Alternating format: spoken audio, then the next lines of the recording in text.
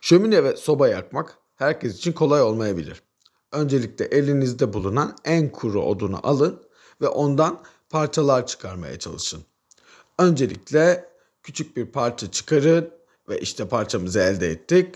Sonra o parçadan daha ince parçalar eşitlemeye çalışacağız. Çünkü onlar bizim tutuşturucularımız olacak. İşte tutuşturucular, daha orta parçalar ve en büyük parçalar. Önce tutuşturucularımızı yakıp bekliyoruz.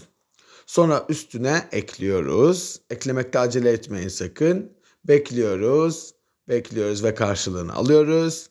Bir yandan manzaraya da bakabilirsiniz. Güzel konağımızın manzarasına. Ve yandıkça ateşin üstüne odun ekliyoruz. Ekliyoruz ve en sonunda karşılığını almak üzere işte ateşimizin önüne daha hiçbir şey geçemez. İyi keyifler.